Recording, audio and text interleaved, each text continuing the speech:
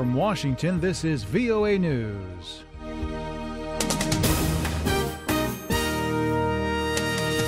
Hello, I'm Steve Miller. National Security Advisor H.R. McMaster said new U.S. sanctions against Venezuela are meant to demonstrate that the United States will not allow an illegitimate dictatorship to take hold in the Western Hemisphere at the expense of its people.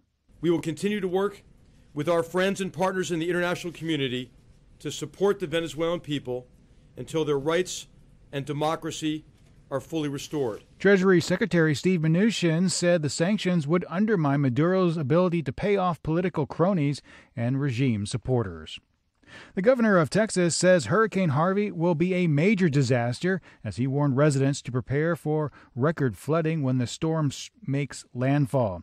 It's a statement shared by Brad Kisserman, the Vice President of Disaster Operations and Logistics at the American Red Cross. I believe that this is going to be one of the most devastating disasters in recent U.S. history. The eye of Harvey is less than 100 miles from the coast of Texas, and it still continues to intensify. Winds are expected to surpass 200 kilometers per hour when the hurricane hits a 600-kilometer wide swath of Texas on Friday or Saturday.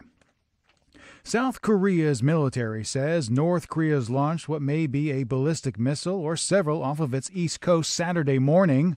Yonhap News says South Korea's Joint Chiefs of Staff described it as an unidentified projectile and that it flew around 250 kilometers. Military officials in Seoul say the missile may have been launched from a site in the eastern province of Gangwon. Details are still emerging about this story, and we will have further updates. Be sure to follow VOA on social media platforms for instantaneous stories. This is VOA News. The rape conviction of a self-proclaimed spiritual leader in India poured thousands of his supporters into India's streets, killing at least 28 in violent protests that followed. Edward Baran reports. The rape conviction of a self-proclaimed spiritual leader in India has led to violent protests by his followers.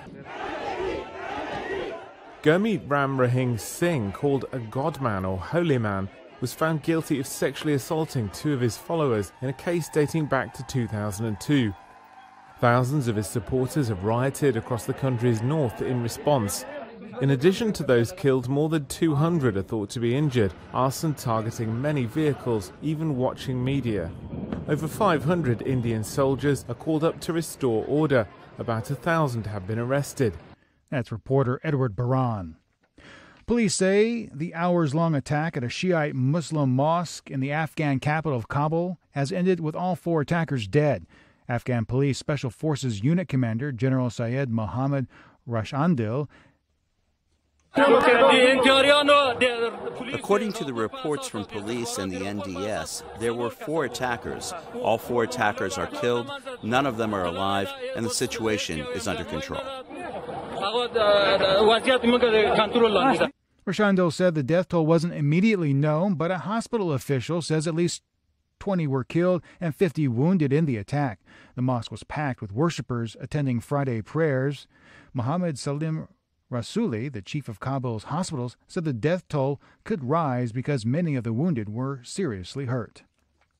Somali forces, supported by U.S. troops, shot dead 10 Somalis, including 3 children, in a village near the capital of Mogadishu on Friday. The village that was attacked, Barrier in Lower Shabelle, which is about 50 kilometers from the capital, has a history of clan feuds. The deputy governor of Lower Shabelle, Ali Noor Mohammed, also said the victims were innocent farmers killed for no reason. Bancraft forces in Baristown killed these people in their homes. Some of them were in their beds, while others were guarding their farms from the animals. He said those killed were farmers and had armed themselves to defend themselves from a rival clan. The U.S. Africa Command said in a statement that it is aware of the civilian casualty allegations near Barrier and that they are taking any allegations of civilian casualties seriously, and they are conducting an assessment into the situation to determine the facts on the ground. From the News Center in Washington, I'm Steve Miller. That's the latest world news from VOA.